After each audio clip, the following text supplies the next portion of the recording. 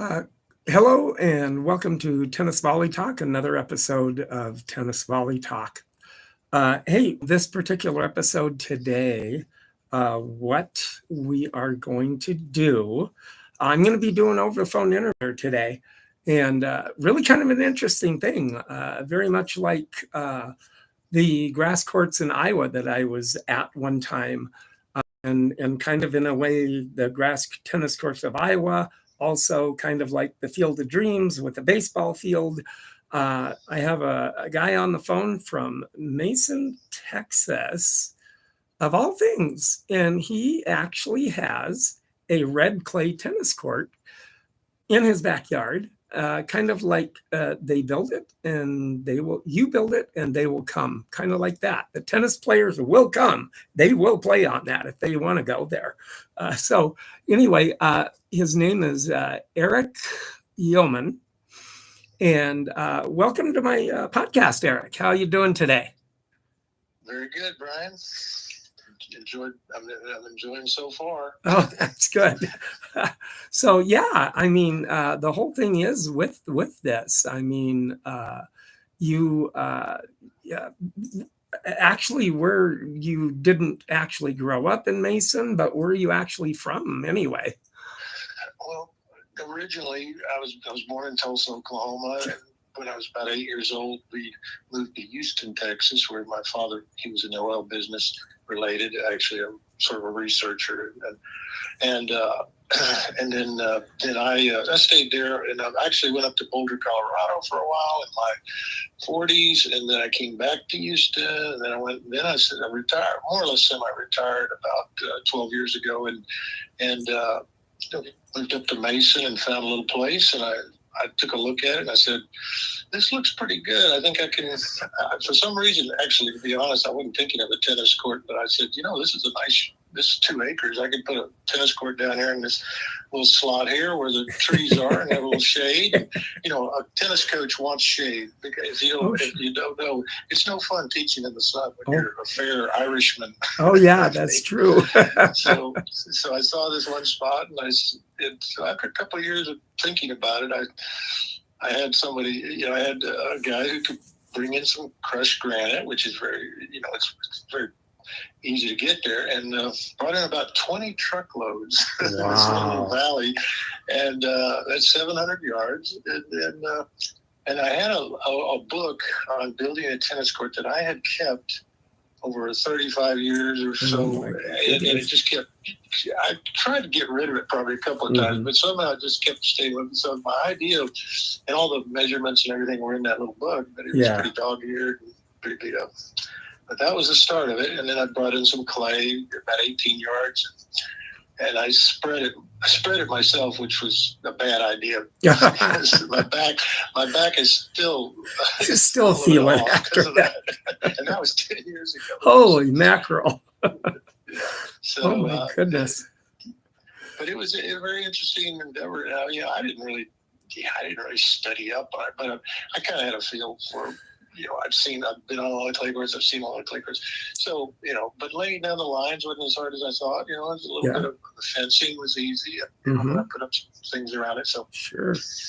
And kind of the reasoning behind a red clay tennis court, maybe that you didn't want to invest with all the asphalt pouring and all of that, and then the painting of the courts and all that. Might have thought it could have gone for a little bit less with bringing in the stuff that you needed from the elements around there then, correct? Yeah, right.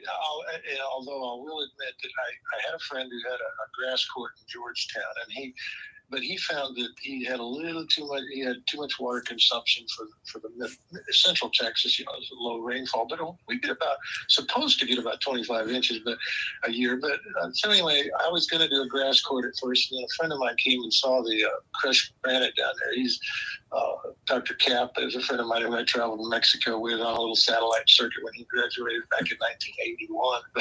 But anyway, nice, great guy, and he he looked at it and he said, Eric, I see a clay court here. And I went, oh, no, I don't want clay. It's too dirty, dragging in red clay into the house, and he said, no, I think you got a clay court. And I said, well, I could try. So I found some red clay somewhere, Wow. He had to bring it in. And if I'd had to bring it in bags on a rail car, it would have been very expensive, to be honest. But to bring it in just a truckload of, 18 yards wasn't bad at all. It's pretty inexpensive. So. Oh, that's good. That's really good. So that's kind of the formation of the red clay itself then. So yeah, growing up in Tulsa, I'm a Tulsa guy myself. So that's amazing in itself that I go back there every once in a while and visit some friends. And I still have tennis people there that I play with. I grew up on the grass, or not the grass, but the tennis courts all around, like Hale tennis courts. I grew up on, whenever I started playing tennis, it was in junior high school at the junior high with the one asphalt court. And then I played with my 3 friends. My mom said, well, you're always here. Why don't you find something to do? Okay. Me and my 3 friends got out there and started playing tennis. And then it was like later on, where are you? You're never here. Well, I got to play tennis. So it'll grab you. You can become quite addicted. But like I say, usually a sport chooses somebody. They don't choose the sport. My grandson, I've taught him some tennis. He's about 11 or 12. No, he's 12 now. Just turned 12. And he liked tennis okay, but I could tell he wasn't really into it. But then he caught on to basketball, and he's a fanatic. So, gosh, yeah. It's just out of nowhere. It's sort of weird. But so, of course, I have to put up a basketball net, when he visits. So I put up this little miniature clay basketball court. That's it. It worked out. Well, that's great. And with that, I mean, I grew up at the local high school, Hale High School is where I went to in Tulsa. But of course, me growing up, and I kind of got taken in under the wing with the old guys at the court. Back then, they were probably late 40s and mid 50s in that time, 60ish. And they took me and my doubles partner, young bucks, young high school kids under their wing, started playing with them. Yeah, but of course, it was on the old white cement, yellow lines, and chain link fences for the nets. And oh my gosh. Barely even see the lines, right? Oh, barely. And boy, if it hit the line, it would definitely skid off that line. Yeah, that's right.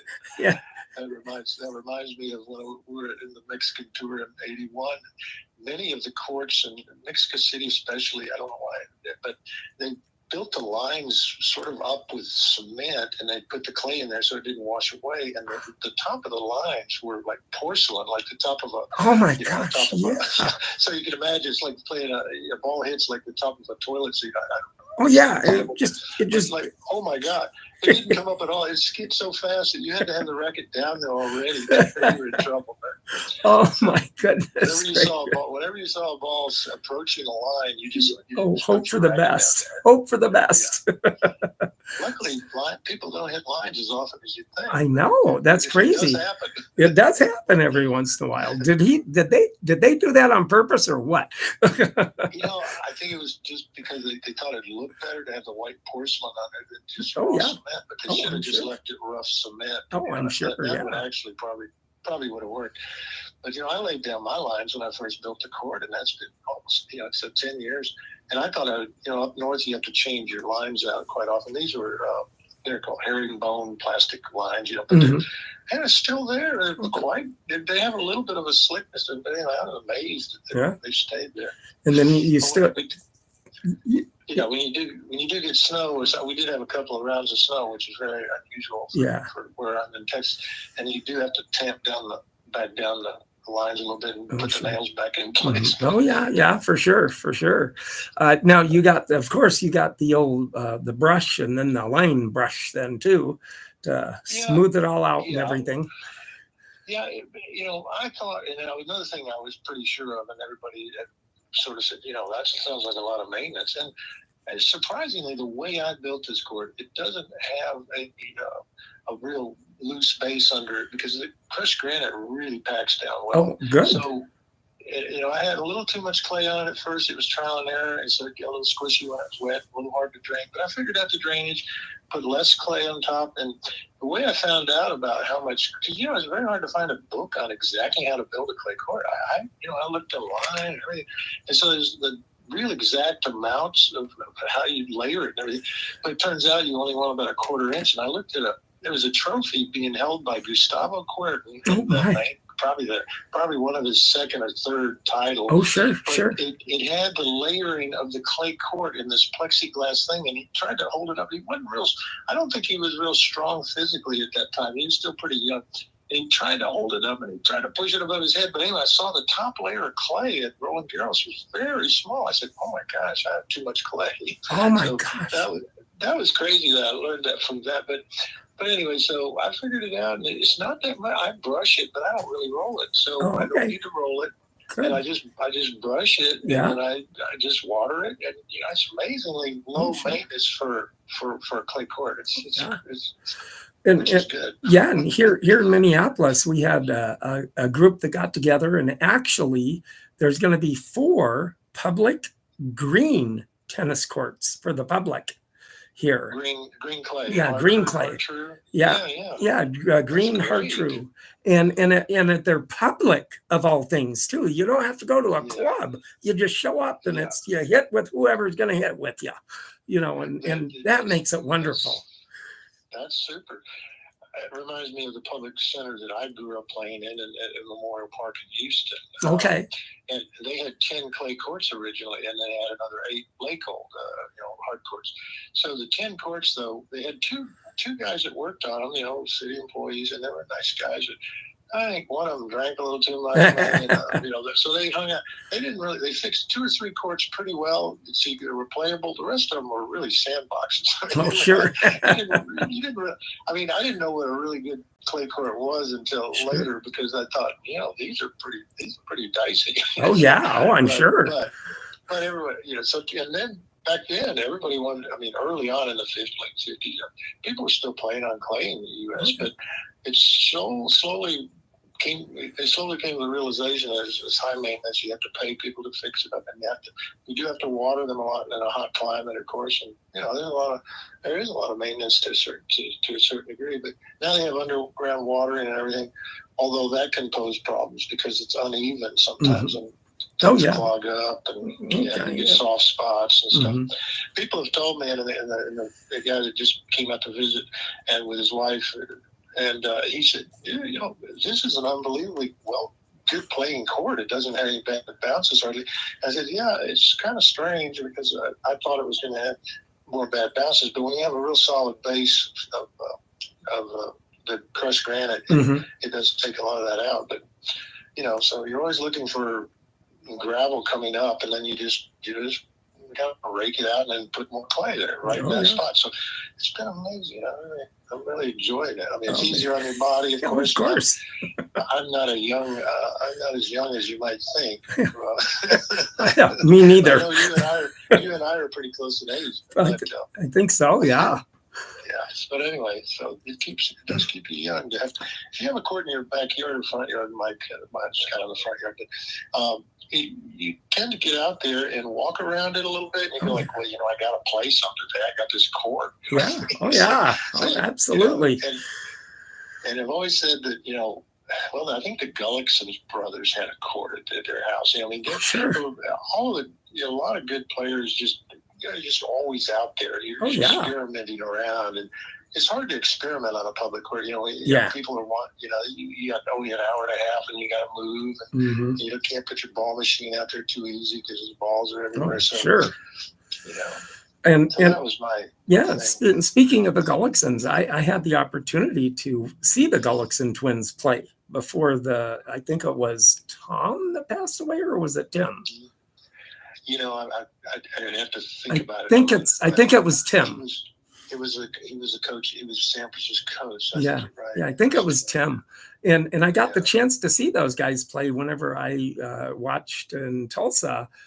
The Bank of really? Oklahoma tournament came through there for 10 years. So I got to see the likes of the Gullicksons and Connors and Dick Stockton and Stan Smith and all of those guys and everything. And got to see all of those. Where did they play? They actually played over at Shadow Mountain Racquet Club at the time. Okay. And that was a hard court? Yeah, the hard court there, and kind of a little stadium, 5,000 seat stadium, and or 3,000 or 5,000 seat stadium. I mean, I think 3,000. It was pretty quaint, and but it was just unbelievable. And I like literally, you could be sitting there right. I mean, in the box seat courtside, it's like maybe 5 feet away from the players, no farther than 5 feet away. And I've had the opportunity to be able to do that. I have hundreds of pictures that I took back in the day from the 35 millimeter of all things, those kind of pictures I have. That's interesting. I did a similar thing. River Oaks Tennis Club was a very posh club in Houston, and they hosted River Oaks International Tournament, which some people can watch it on certain channels now still. I'm sure the Tennis Channel carries it sometimes. But anyway, the biggest names came through there. It was a red clay. They had orange clay. It was red. And it came through every year. And so I got to see, I'd ride my bike over there from the public center. And I took some Super 8 of, believe it or not, Rosewall and Laver played in the first round one time. Because Rosewall had gotten in late because he had to qualify. And so he had to qualify. So he ended up playing the first round. Oh, my gosh. And I got that on film, and I looked at that. I watched that over and over again, and just was in awe of, believe it or not, because I am a lefty, and I'm my play looks probably a little more like a Laver, but I somehow learned more from Rosewall. So oh my God! He was more of a, you might say, sort of real tight strokes, you might say, a little bit, especially his forehand. Gorgeous backhand, of course, one of the best ever, probably still the best ever slice backhand ever. But anyway, but I played great for about a week after watching him, and then kind of faded away. Yeah, and then all of a sudden it goes away. You go, what happened? Right, because you kind of know it. You kind of learn things. I was a good visual learner because I didn't have a lot of lessons when I was young. My parents could afford some, but so I kind of self-taught. But I seemed to pick up stuff just watching it. But it was always interesting, and I did learn my top spin backhand from Laver watching him. I remember coming back. I was 13, and I went back. I said, "How did he do that? He's coming up on it." And And so that was a fun time to go out there and watch the Stasi. Nastasi, yes. He played Harold Solomon one time, I believe, as a second round, and Solomon was just on the tour, I believe, but he. Anyway, so they called a foot fault on Eli Nastasi. I'm sure your listeners know a little of him, if at least the older players.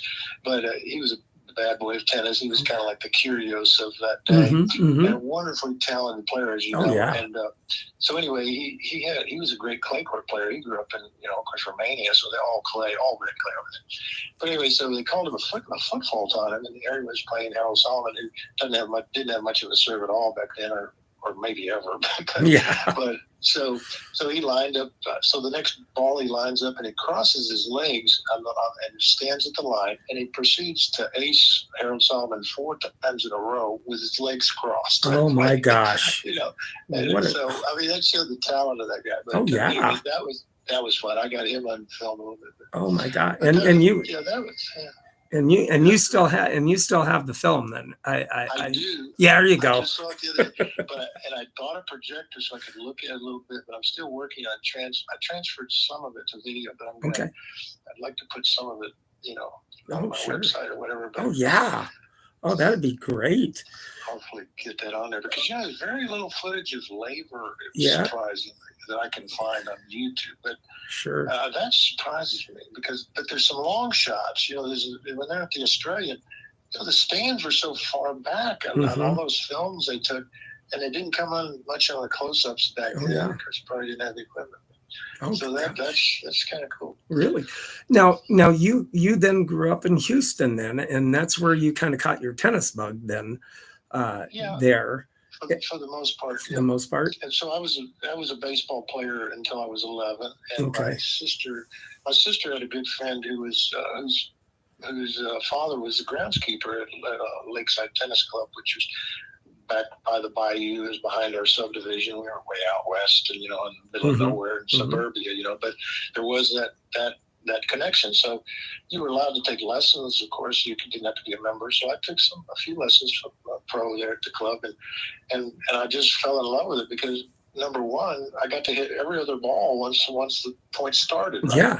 In baseball, you got to sit on the bench for like a whole inning before you get to swing the bat. Yeah, I know. You're out there moving now. Wasn't that crazy about fielding balls on that? Because we had not a great field. It was just a year old, so it had a lot of pebbles in it. You got hit in the eye with a ball when you tried to Yeah. it. I'm thinking, I don't know, tennis looks pretty good. A little bit less. You don't get as many knobs and shins hurt or anything. You really injure yourself in tennis. Yep. You're farther away from the opponent than any other sport. Oh, yeah. I like basketball, right. But I don't want to be elbowed in the eye very often. No, you don't want to do that at all. Yeah. So I kind of fell in love with tennis, and I played from then on, and I got a high school team, number one or two, but it was still a football culture in high school. Mostly tennis players had to kind of sneak by the weight room without getting razzed and things like that. But generally, as later on, a lot of those football players who were friends of mine came back and said, "Boy, I wish I had learned tennis." They came and took lessons from me because I began teaching. I started teaching at a ridiculously young age of 17. Oh my gosh! On and off, but so I looked good enough to teach, and so, but I talk about that in my book. But it's like so I thought it was pretty straightforward and everything. But learning, I really loved teaching, so I was more interested in being good enough to play a good game. I wasn't really looking at being the greatest in the world or number one in the world. I just I thought it was a fantastic way to spend your time working with people and everything. So from there, public parks, I kind of fell into this other job at there was a hotel that was building 4 courts, the Shamrock Hilton, which is it was a landmark hotel. It was built by Glenn McCarthy in the late 40s, and all the stars and everything would go there. It was the most expensive room, and it was $47, I think, for a room back in 1950. That's a lot of money. Back then. But anyway. So they had 4 courts and a pro shop, and I got the job somehow. So, I was 22 or 3 at the time. And anyway, so I spent a lot of time there, and there's people from all over the world would come in, and Air France stayed there. So I met some wonderful people from all over and taught Dick Schaap. If you remember Dick Schaap, the sports announcer, I gave him a lesson, and there was people. I was just celebrities and non-celebrities, but so that was sort of where I raised my 2 kids, my family, my wife. My wife and I kind of ran the shop, and it was just a little 4-court facility. Oh my gosh, that must have been what an experience!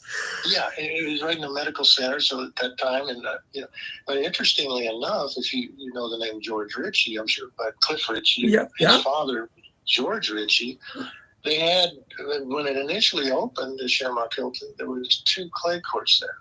2 red clay courts. And so they took them out to put in a parking lot maybe 10, 15 years later, right? So there was no courts there. Then they built these 4 lake old and the pro shop, and I came in there. And strangely enough, so they demolished the hotel in 86. I came in 77. Oh my gosh. And they demolished the hotel in 86. Oh, how dare them. Sad. How dare them. It was sad, but the medical center bought it, and they kept the parking lot. But anyway, so basically, I was in there, and then I was out of there, and they demolished it. There's no trace. No, I worked there. I did work there. Believe me, I did, but it's not there now. Yeah, exactly. But it was quite an experience. I mean, that was hard because you're owning a business and you're on the court a lot. It's hot. Houston, Texas. Oh yeah. You're going through 5 shirts every day. Oh, absolutely. But on the other hand, I still got to play. I didn't get to travel as much as I might like to. I thought I could play some satellite tournaments. I did, and stuff. But and that's where I met my friend who was finishing up medical school, and we traveled to Mexico and the Mexican circuit in '81. Oh, okay. Number, and just it was just as a tourist and looking and watching the tournaments then? No, we actually played. Oh, We played you the did? satellite tour. Oh, cool. And, yeah, it didn't as anybody could, but some of them were $10,000 tournaments. We played Cuernavaca, we played in San Luis Potosí, Mexico City. Oh my gosh! Guadalajara. Mm-hmm. An interesting experience in one of the tournaments. It was about 7 weeks of traveling, and Mm-hmm. so, but we ran into so the Fritz brothers. One of the Fritz brothers, of course, is the father of Taylor. Taylor, Fritz. yeah. We ran into them in Guadalajara, and they're both real tall, right? Oh, so, sure. The year before, it was purported that they were bouncing serves over people's heads because it's 7,000 feet. Oh gosh, and, yeah. They weren't using high altitude balls that year. And so the Fritz brothers were bragging about this, saying, I was bouncing balls over people's heads. So they changed to high altitude balls the year we were there. Yeah. And so, but it's so it's fascinating to meet the people. I think we ran into George Hardy at San Luis Potosí. We did pretty well in the doubles there. Oh, that's good. But overall, it was a really cool experience. We were traveling around in a van. Oh yeah, of course. Yeah, I mean, the picture. The picture of that van is on my website. But anyway, in the video. Well, I know, and then having that kind of an experience to be able to do that and have that. I mean, many times I've heard over with guys that are kind of on the satellite tour and going around to different places. They're driving around. Lindsey Straney was the head pro at Shadow Mountain, and him and Jack Timer, the promoter of it, they went all around Europe. Lindsey Straney went all around Europe in like a little MG with another touring pro, and all around Europe in a little MG, and everything. Yeah, I wish I hadn't gotten hooked up and too early with all kinds of family stuff, but I would have loved to travel to the European circuit because there's a lot of clay courts there. Mm-hmm. I was not a clay court player at the time. I was a serve volleyer like most Americans. So, sure. So, but it would have been a very fun. And most of the courts in Mexico were clay, of course. So that's why I wasn't expecting to do great. But I learned how to play on clay, but late in life. Oh yeah. Oh, absolutely.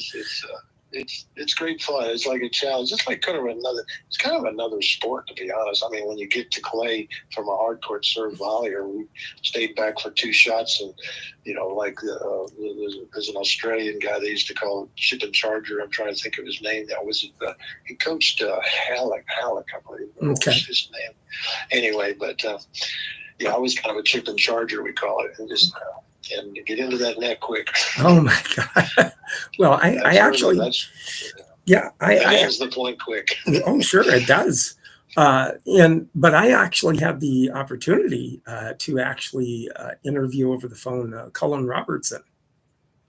Okay. And what's his first name again? Colin Robertson. And what age group is he in? How old is he? He's probably now around 80-ish, really late 70s, 80-ish. And I hate to admit it, but I'm not familiar with the name. Yeah, well, he was an Australian, Sydney Australian, and was a very good, and kind of the hitting partner for a lot of the pros, was on the pro circuit for a long time. And then he went to college, okay? And then his story was actually then he got a college that accepted him, and he went from Sydney to Oklahoma City, and he lived in Oklahoma City for 43 years. Oh, how about that? And then he ended up writing a book about Oklahoma tennis. So that was just amazing in itself, and I was able to interview him too. And he was an Australian. He used to be, what he used to do is go around in the exhibition circuit that came through Tulsa, where I live. Okay. And what happened is that he was the kind of the guest, along with a college kid, guest doubles of the pros that were playing. And so he kind of, and I saw, I literally I saw 3 of his matches that were exhibitions. And I saw a Borg and Newcomb exhibition, and I saw a Tony Roach and John Newcomb exhibition, and a Borg, and Newcomb. All time. Mm-hmm. Well, Borg and Newcomb. Yeah, Borg and Newcomb exhibition. Again, I was like, wow. And I have a feeling Borg kind of may have smoked it. It was a hard court. Newcomb hung in there. He actually had a win over Connors, the Australian, early on when Connors was winning everything. Oh, yeah. On grass, but on clay. Yeah. I saw him in River Oaks. I saw Newcomb in River Oaks, and he wasn't that. He was probably in his early 30s. Yeah. But Terry Moore, I believe he was at LSU, but I'm trying to think but he was a good lefty, and he was a pretty good clay court player. And he beat Newcomb 0-0 at River Oaks. And I hope John isn't listening, because he probably didn't want to remember that, but I do, because it was kind of, I thought, oh my, he was a hero of mine. John Newcomb's serve is one of the best serves. Oh gosh, yeah. Technically speaking, people should watch that serve. It's such a smooth action. And the way he brings his arms up together is typically Australian, but it's a wonderful. Oh gosh, yeah. And with able to watch Newcomb, I then actually had an over the phone interview with the head pro at the John Newcomb Tennis Ranch in New Brunswick, Texas. Yeah. So that was an interesting interview too. But this is kind of what I like. I mean, I like talking history of tennis with people, and that's why I do this podcast like this. Yeah, well, it's wonderful. It's great that you do that. And it's hard to find anybody that knows the history, goes back very far. Sometimes I'll catch myself saying something like, the way Tony Roach used to play, or and then I go like, wait a minute, this kid's not going to know. Like who's Tony? Tony what? Tony Roach. Yeah. Tony Roach. Tony Roach was a great player. Oh gosh, yeah. He wasn't quite as lucky in some of the tournaments, but for instance, the year I think that Laver won his first Grand Slam, Tony Roach, I think, was up in the 5th set against him, and should have won that match. But anyway, just circumstance never went his way in those kind of weird. Laver was very fortunate. He'll admit it that he could win even one Grand Slam, because every one of those tournaments, he said there were times when he was down. He would get down 2 sets to love in these 5-set matches. Sometimes come back. He was an incredible comeback. Oh gosh, yeah. Comeback kid.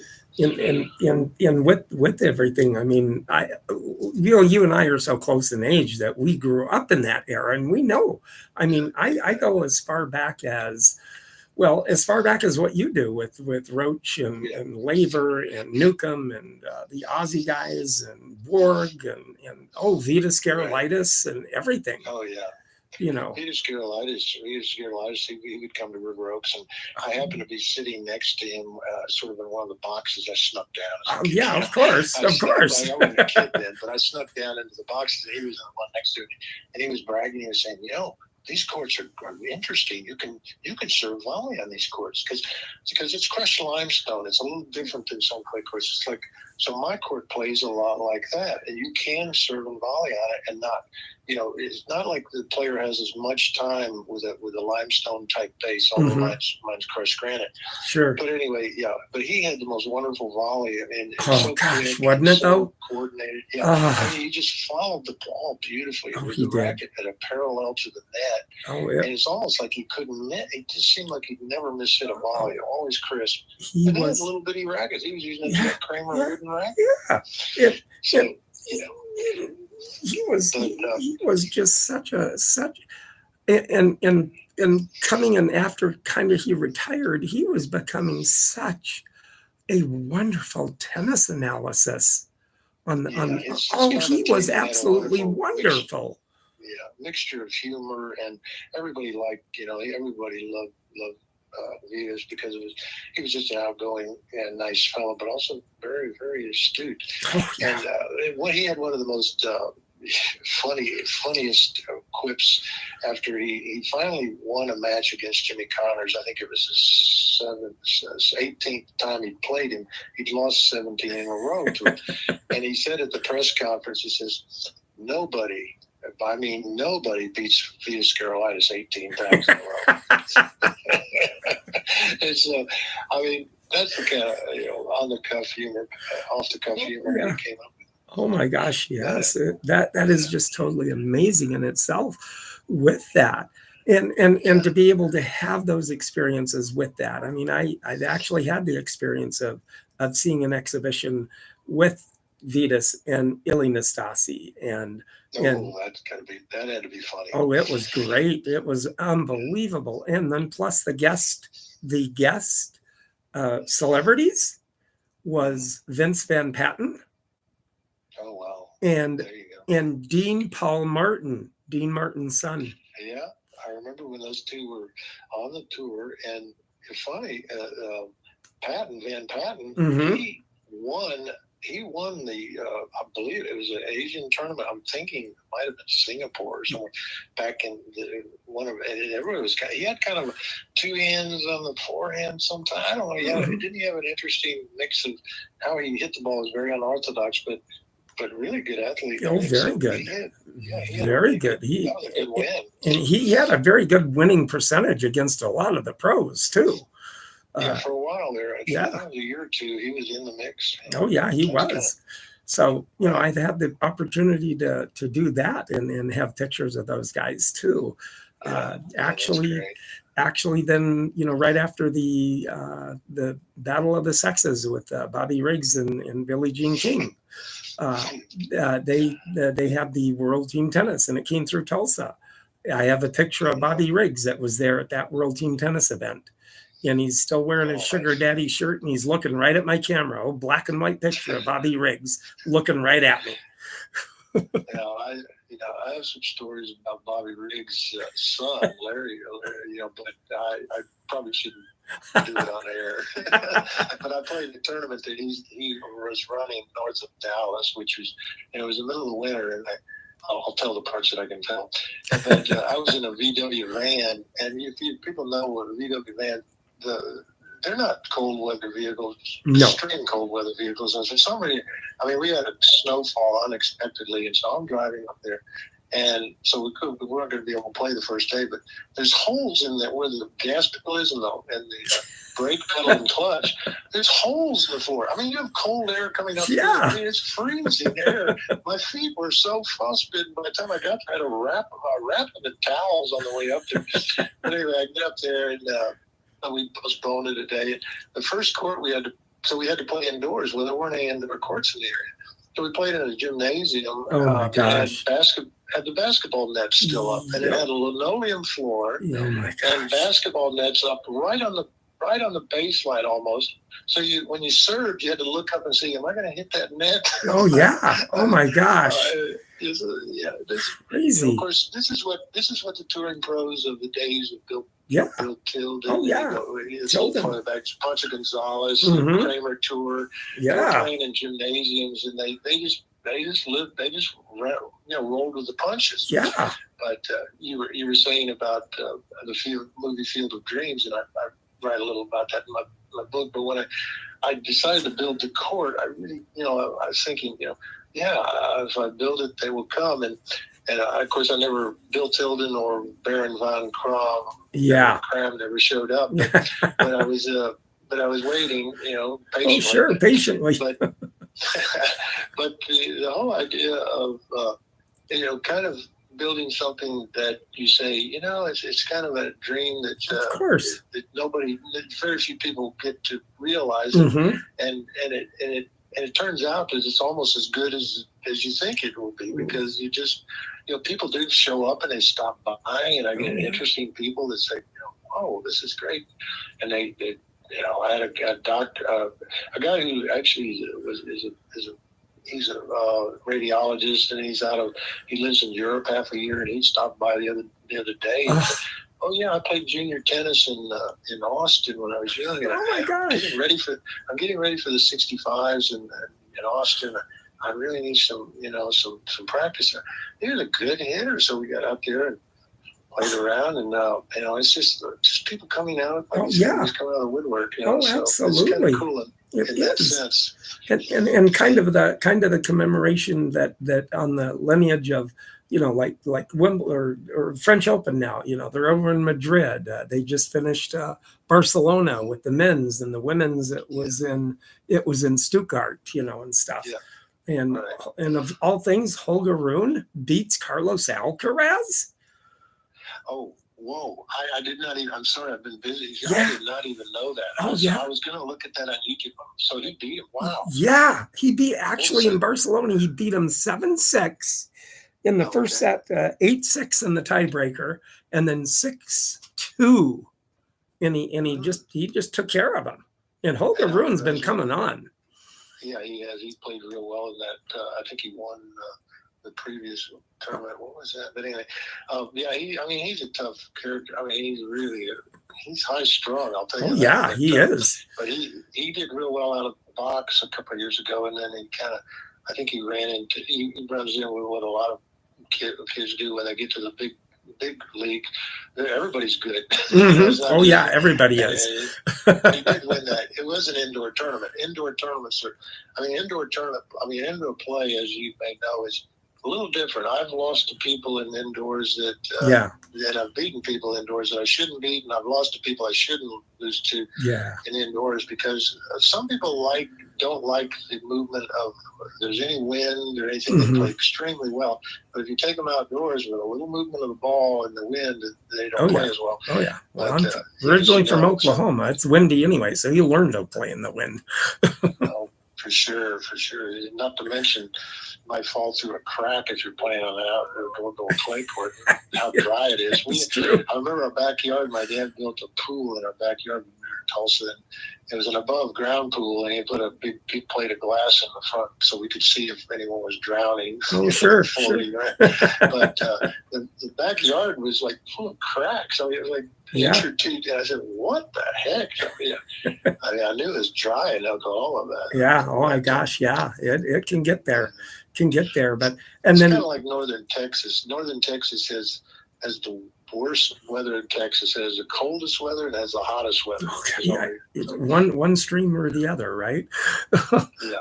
So, and then actually in Stuttgart, Yelena Ostapenko actually beat Arina Sabalenka too. And that's good. I mean, that's interesting. Yeah, because she's kind of up, and she's a little bit of a little pistol on the court at times too. She has her opinions. Yeah, exactly. Well, I mean, I've watched Sabalenka quite a bit. I've watched Swiatek. Mm-hmm. I'm just kind of amazed at how I think the women players are pound for pound, at least in the last 10 years, we're really maybe hitting the ball harder than men pound for pound. Oh, absolutely, I think. Right. So I almost thought that, what's the reason behind it? What could be? I thought, well, part of it is that they don't have maybe the muscle strength. They can't bench press as much as men, but they learn to play loose. And the looseness in the stroke is something that, we did not teach when I was first teaching in the 70s.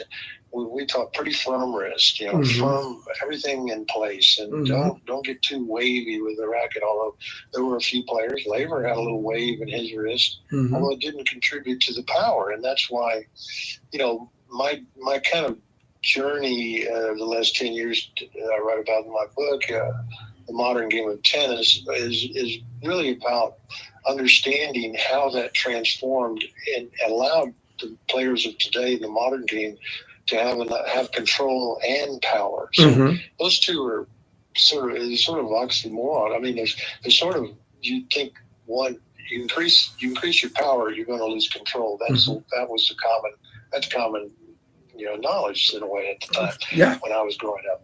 But suddenly they started waving this racket with the wrist a little bit, and somehow they kind of figured out, maybe I can kind of capture this ball in the wave, and that's what.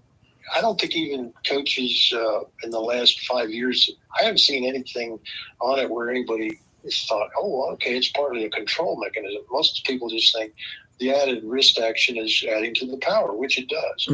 But the fact that I knew growing up that people that used a lot of wrist they could be hot and cold, but they were not consistent. Oh, yeah. So that's what happened when you look at Alcaraz. he's hitting the ball with control and power, and that's where I came up with the idea of the sling, because it's sort of, you capture the ball in there and trap it in the strings briefly. And if you've ever seen somebody who can kind of catch a ball in the strings of the racket if it comes at them, you've seen the pros. Oh, yeah. So that's the feel. So, the sport of highlight also exemplifies the idea of the theory behind the sling. Oh, sure. So highlight, they don't actually catch and throw it in the same motion, but some have and some can. But basically, that's what the racket's passing through this, sort of sequence of things. It's almost like a curved paddle of the highlight. Highlight, they call it the cesta or the basket. It originated in Basque Spain, so they call it the basket is part of that terminology. But anyway, so that was the fun thing about the last 10 years is, I knew how to play traditional tennis, and I could teach traditional tennis real well. And I taught both my children pretty much traditional tennis, although my son, I told you yesterday, I was telling you about, he decided to use a lot of wrist, and this was back in the early 90s or late 80s. And I was not in favor of that because obviously it looked like it was going to lose control of it. Well, he was doing his own thing, and I finally said, well, if it works for you, go ahead and try it. Of course. I'm going to fight you. And it turned out to be the modern lag and the modern wave of the forehand you see now. Oh, sure. And that it's worked fine for me, obviously. So a lot of teaching is letting the student kind of find what's right for them. And of course, my daughter she was in ballet, and she listened to her. You had to listen to your instructor. I mean, because they had to be very, disciplined and et cetera. So she listened to everything I said, and she had a very traditional, old style game. Well, and she still looks good. It looks good. She never continued to play, but she looks great. But now late, I've been trying to say, really, I'm sorry about that. The modern game has a little bit of risk in it. You want to try it? She goes, yeah, I'll try it. She's doing okay. She wants to try it. But, so that's the, I've always been, I'm an experimenter, even with my own game, to my detriment at times, because you may know that trying to change something, after you played for 20 or 30 or 40 or 50 years, for God's sakes, trying to change something is very difficult. But it's fun, to experiment for me. Some people, will stay with what works, and there's nothing wrong with that either. So. And with me, I've always had a one-handed backhand. Never could get a two-handed at all. Not one-hander. Right. And I talk about that a little bit in the book, is that the two-handed is obviously stronger. It's obviously, you can use that extra hand when it gets behind you. And we're encouraging most young players, probably 80 or 90% are encouraged to use the two hands early on, for sure. And if they want to, they can release it. But some people won't. Now there's peer pressure almost. It's like very few people want to try the one-hander and you're young, it's very hard to use it. But you look at Pete Sampras, you look at Edberg, Stefan Edberg, and you look at Dominic Thiem. They were all two-handers until about 13, 14, 15. Thiem actually, Dominic Thiem changed at 15, I believe. He was not getting anywhere in junior tennis, so they took the one-hander to a new level, which is still. I don't know how many right now statistically. You might know this, Brian, but I don't know how many one-handers are in the top 20. But I think it's at least 3 or 4 still. Maybe more. You got in that area, I would think. We've got Gregor Dimitrov. Dimitrov's still in there. And you got Tsitsipas. You got Shapovalov. Got. And there's, of course, the great Italian kid coming up.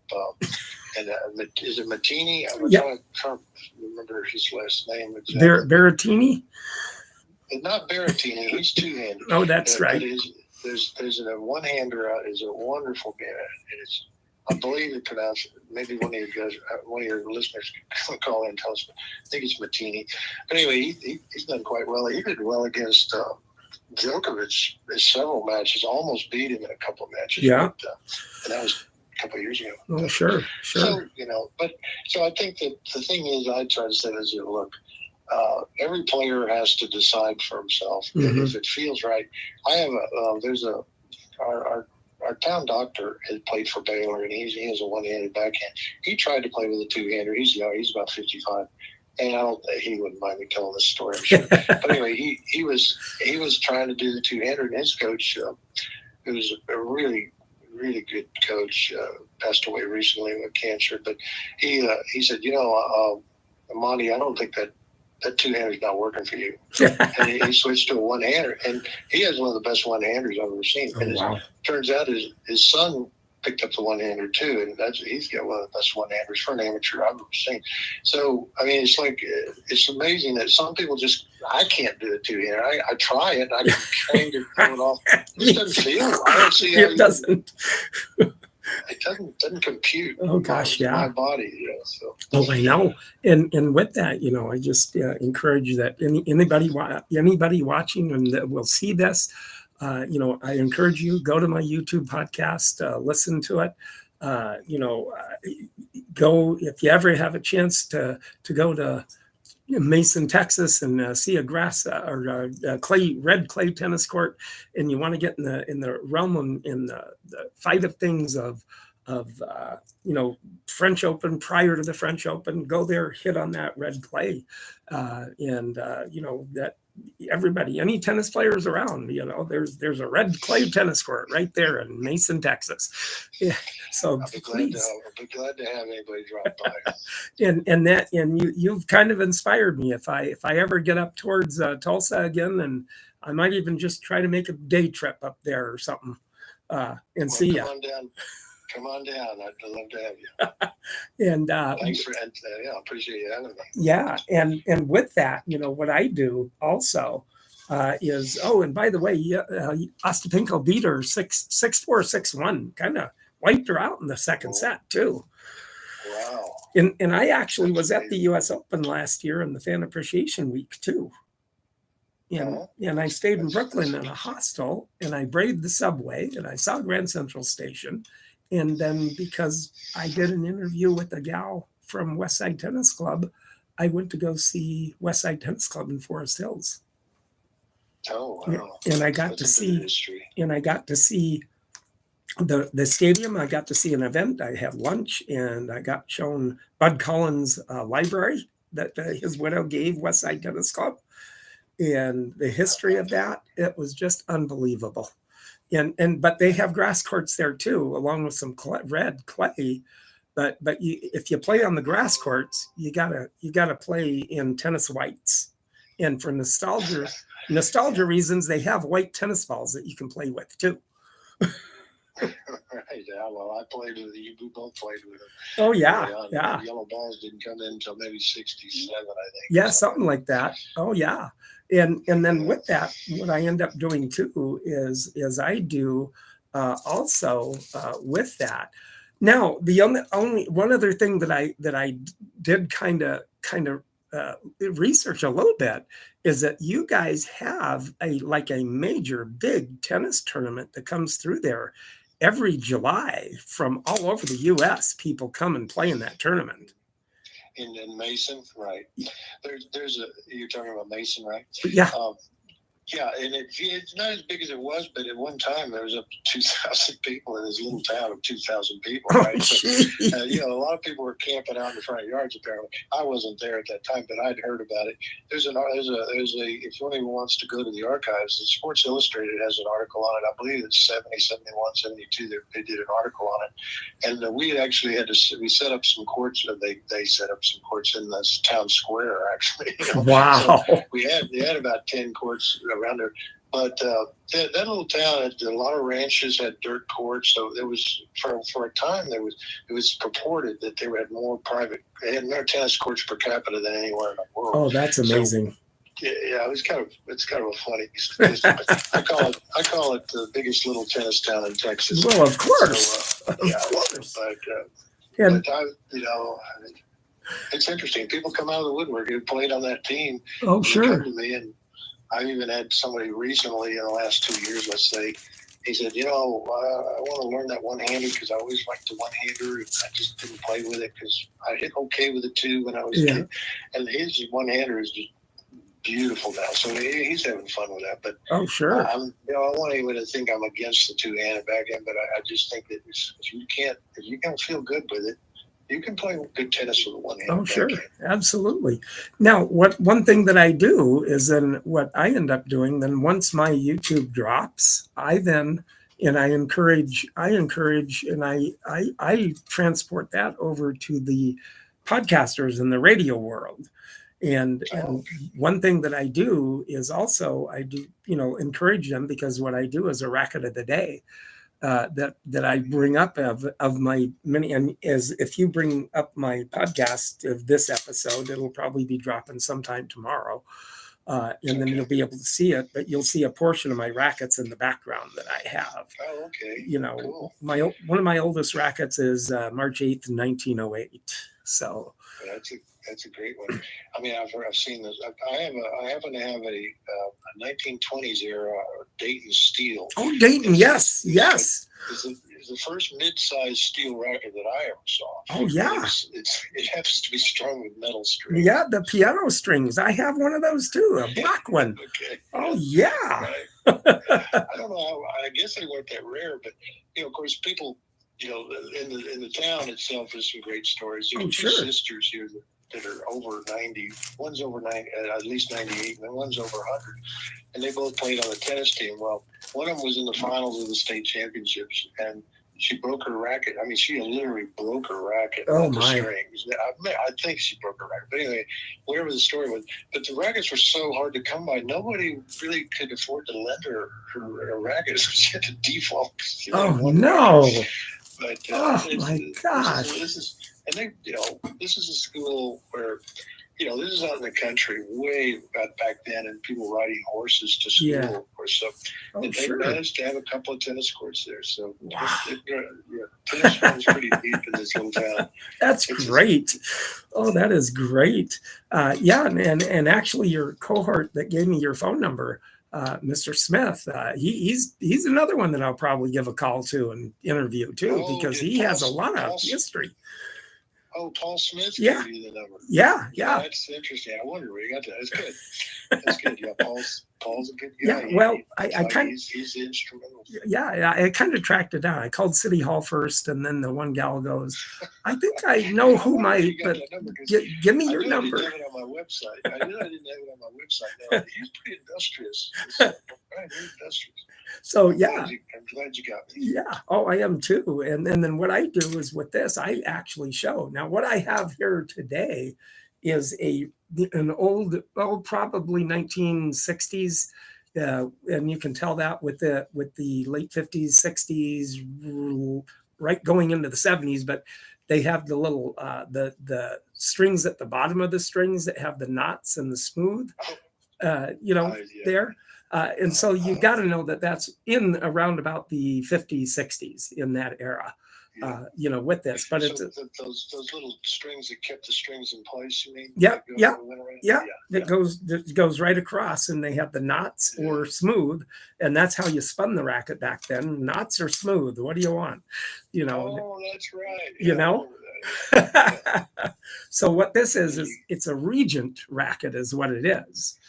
Yeah. Now, a Regent racket actually that was bought out by a plastic company and they're actually Regent was out of New York, out of let's see, Harper Prague, New York, or somewhere in that area, and they got bought out by a plastic company out of Ohio, but. That was back in 18, but 70 years prior to that, they were probably founded somewhere in about in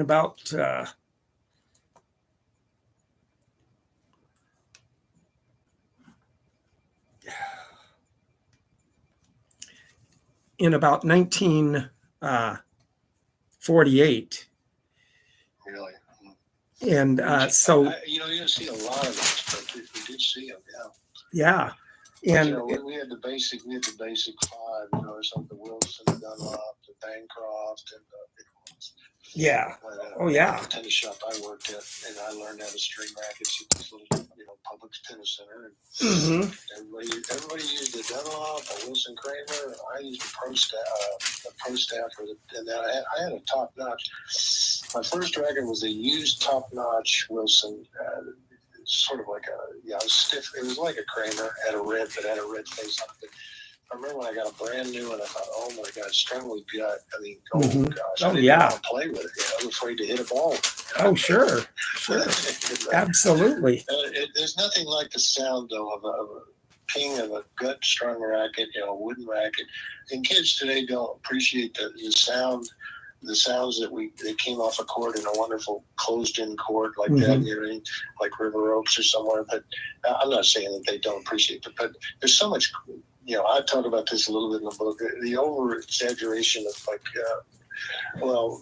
Sabalenka kids had a pretty good scream, and of course Monica Seles started this. That trend, and it not only masks the hit of the ball, so you can't tell exactly what happens to the ball as well. And Martina Navratilova has backed me up on this. It's just it's not right, because you have to read a lot off of the bounce, off of the hit on the strings, from the audible, from what's audible. And if someone's screaming at the same time they're hitting the ball, I say screaming, but you could grunt, you could write a loud grunt, or whatever you want to call it. And it's like playing next to a freeway. If you ever played next to a very loud road, you can't hear the ball off the strings of your opponent. It hampers you quite a bit. Yeah. Because you're doing a lot of timing from that, from that hit. And so, it's gotten better.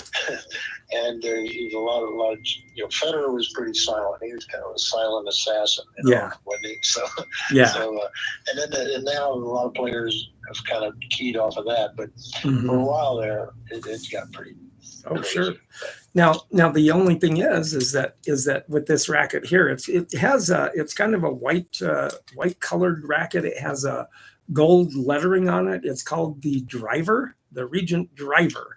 So kind of very much like could have been very much like the Tad Davis rackets, like the Imperial Deluxe. Who knows? One of those that they designate good, better, and best with it. And it has black lettering, and it has some gold letter on the side of it, and it's reinforced with fiber is what it is, and it has two little kind of right up here with the little ribbons on the side on each side of it down near the throat. Oh, yeah, I've seen that one. I've seen that. And then it has the two little U.S. Open shields, or U.S. shields on it too. Yes. And I think may have used that. I think Maureen Connolly may have endorsed that. Right? Oh, could have been. For some reason. Yeah. But I have this wonderful history book on. It was just a huge book. It's kind of beaten up. The seams that come out, but it has pictures going back, all the way back to the history of tennis. But I remember seeing that racket. I believe that Maureen Connolly had it. But this racket's really a nice racket. It has a lot of nice coloring on it with the white handle and painted white handle on it and everything. But this one was actually endorsed by Alejandro Olmedo Rodriguez, or named Alex Olmedo. And he was that's Alex Olmedo. And Alex Olmedo was he was a great player. I got to see him play at River Oaks once. I believe, did he die in a plane crash? I'm trying to think. No, I don't think it was him. That was another player. That was Ralph. That wasn't Ralph Osuna, was it? Yeah, I think it was. But Alex Olmedo, really good player. I'm thinking either Chile or Ecuador. Actually, Peru is where he was from. Peru, that's right. Yeah. That's a very guy. That's talk about a long shot. I mean, it's got to be not a lot of courts in Peru. That's true. Alex Olmedo, great player. And this is who endorsed this racket, this Regent racket, who endorsed it. Back in the day. Send me a picture of that, or at least if it's on your website or whatever. But I'd love to see a picture of that. Oh yeah, I'll definitely take a picture of it and send it to you. I show this to the audience and the YouTube audience, and then I just encourage my podcasters, if they want to take a look at it, go to the my tennis channel, Tennis Volley Talk, and take a look at it. But with that, this is kind of what I show also, called the racket of the day. But Alex, he was born in like 1936, and then he passed away in 2020. But he also was instrumental. He was actually in '58. He was kind of known foreign player, but then in '59 he had dual citizenship too with American.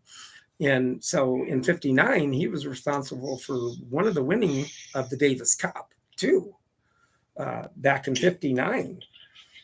Right. And then that kind of brought him to prominence. Yeah, it did. And then with that racket too, or with him, he actually was a top amateur in '59. He won he won the U.S. Pro championships in '60. But he also won the two majors, the Australian and then the Wimbledon in '59. And then that's who endorsed this racket here too. So that's what I'm showing on my YouTube right now. And when you go back and see it, you'll see the racket that I'm showing too. Okay. This interview here. So great. I'll check it out. Yeah. And send me your address and everything. So sure. Copy of my book. Oh yeah, that would be great. I would love that. So that's kind of what I end up doing with my podcast. And like I said, talking with people like you that have the oddities out there that people can go take a look at and play on and watch and look and everything like that. I encourage people throughout the U.S. if you're around, Mason, Texas, that go there and find that clay court and have a chance to play on it. So he built it. Let's go. Sounds good. So hey, I so appreciate you being with me and having this interview with me. It was such a joy and such a pleasure to cover everything like this. My pleasure, and I hope we'll talk some more someday. Oh, I'm sure we will. Okay, all right. Well, thank you so much, and you have a great day. You bet. You too. Bye-bye. Bye-bye. Wow, that was a great interview. I had a little hiccup there in the last part of it with the interview, the power for the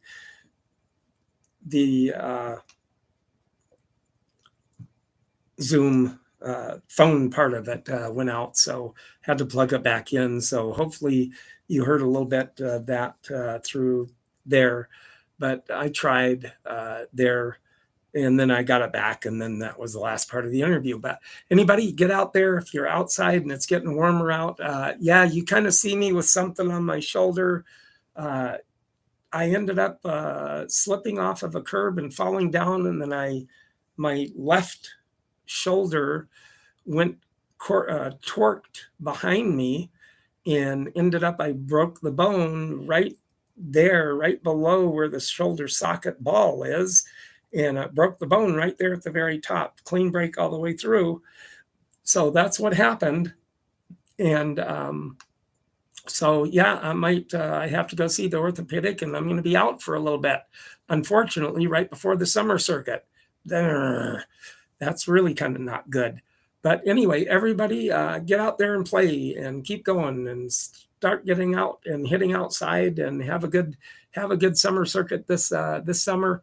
And thank you for listening, and like, comment, and subscribe with you YouTubers and you podcasters. Like, subscribe, and comment. I hope you do like this video, or this what I brought to you today. I really like doing these over the phone interviews. It was really a wonderful thing. So thank you very much, and everybody have a nice week.